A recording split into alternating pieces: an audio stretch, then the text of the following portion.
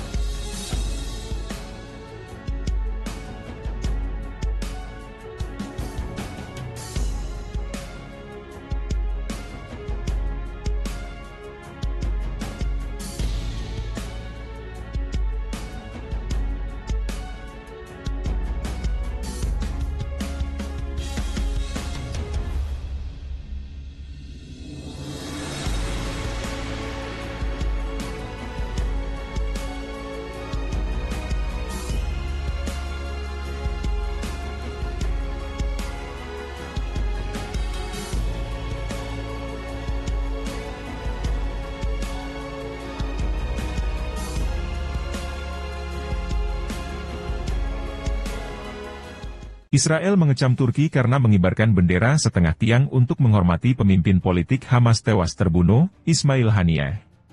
Menteri Luar Negeri Israel Katz mengatakan, Israel tidak akan menerima pernyataan partisipasi dalam acara berkabung atas kematian seorang pembunuh, sementara politisi lain juga mengungkapkan kemarahannya. Kedutaan Besar Turki di Tel Aviv menurunkan bendera setengah tiang untuk menghormati pemimpin politik Hamas yang terbunuh, Ismail Haniyeh, yang memicu reaksi keras dari pejabat Israel yang marah, Jumat kemarin dilansir Times of Israel. Israel tidak akan menerima pernyataan ikut berkabung atas kematian seorang pembunuh seperti Ismail Haniyeh, kata Menteri Luar Negeri Israel Katz, yang memanggil wakil duta besar Turki untuk memberikan teguran, dalam sebuah pernyataan yang diterbitkan oleh kantornya. Jika perwakilan kedutaan ingin berduka, biarkan mereka pergi ke Turki dan berduka bersama dengan tuan mereka Erdogan, yang mendukung organisasi teroris Hamas dan mendukung tindakan pembunuhannya, kata Katz. Turki menyatakan hari Jumat sebagai hari berkabung untuk Haniyeh, yang tewas pada hari Rabu dalam ledakan yang tidak diklaim maupun disangkal oleh Israel.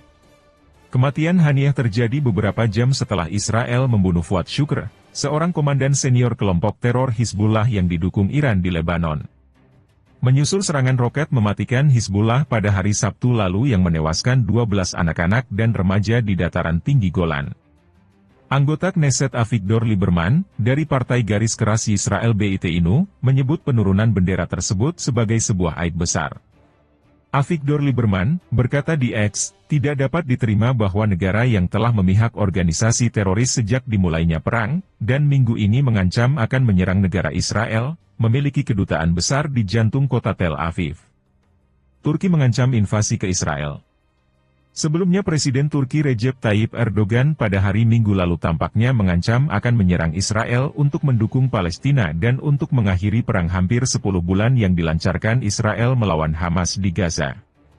Turki harus sangat kuat agar Israel tidak dapat melakukan hal-hal ini kepada Palestina, kata Erdogan. Sama seperti kita memasuki Nagorno-Karabakh, sama seperti kita memasuki Libya, kita mungkin melakukan hal yang sama kepada mereka. Tidak ada yang tidak dapat kita lakukan. Kita hanya harus kuat, ujar Erdogan. Pernyataan yang disampaikan dalam sebuah pertemuan partai di Rize tersebut adalah pernyataan terbaru dari serangkaian pernyataan menghasut yang dikeluarkannya terhadap Israel dan Perdana Menteri Benyamin Netanyahu dalam beberapa bulan setelah serangan teror Hamas pada 7 Oktober, dan perang berikutnya di Gaza. Pada tahun 2020, Turki di bawah arahan Erdogan, memberikan dukungan militer kepada Azerbaijan selama konflik selama 44 hari yang dipicu oleh sengketa tanah dengan Armenia dan wilayah yang memisahkan diri dari Armenia, atau Republik Nagorno-Karabakh. Militer Turki tidak melakukan intervensi secara langsung, dan sebaliknya memberikan bantuan, yang meliputi pengerahan tentara bayaran Suriah dan pasokan pesawat nirawak. Juga pada tahun 2020, Turki meloloskan mandat 1 tahun untuk mengerahkan pasukan ke Libya guna mendukung pemerintah Libya yang diakui Perserikatan Bangsa-Bangsa, saat negara itu tengah berperang dalam perang saudara. Sebagai anggota NATO, yang meliputi AS, Kanada, Inggris, Jerman dan sekutu dekat Israel lainnya, Erdogan hampir pasti akan menghadapi pertentangan keras jika ia mencoba mengambil tindakan militer atas perang di Gaza. Dia telah berselisih dengan sekutu-sekutu baratnya dalam beberapa bulan terakhir, setelah menuduh mereka beberapa kali mendukung rencana Israel untuk secara sengaja menyebarkan perang ke seluruh Timur Tengah.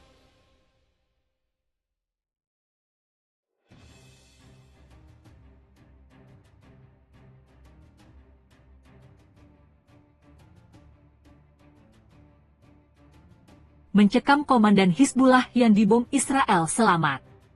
Serangan Israel di Beirut Selatan pada Selasa 30 Juli diklaim telah menewaskan seorang komandan Hizbullah yang diduga bertanggung jawab atas tembakan roket di Golan.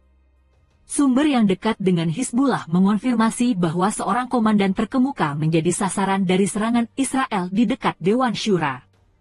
Dikatakan bahwa 2 orang tewas, tetapi belum bisa memastikan apakah komandan yang ditarget termasuk di antara mereka. Namun, sumber lain yang dekat dengan Hizbullah mengatakan bahwa komandan senior Fuad Shukri yang memimpin operasi serangan di Lebanon Selatan, selamat dari serangan Israel. Shukri yang dipanggil dengan nama samaran Mohsen Shukr, selamat dari serangan Israel, ungkap sumber anonim, seperti dimuat AFP. Pada Senin 31 Juli, Perdana Menteri Israel Benyamin Netanyahu mengancam akan memberikan balasan keras terhadap serangan di lapangan sepak bola di dataran tinggi Golan hari Sabtu 27 Agustus. Serangan roket itu mengakibatkan 12 orang tewas dan Hizbullah dituduh sebagai pelaku utamanya. Sementara Hizbullah dengan tegas mengatakan tidak terlibat dalam serangan mematikan di Golan. Mereka menilai serangan itu berasal dari kesalahan teknis Iron Dome Israel.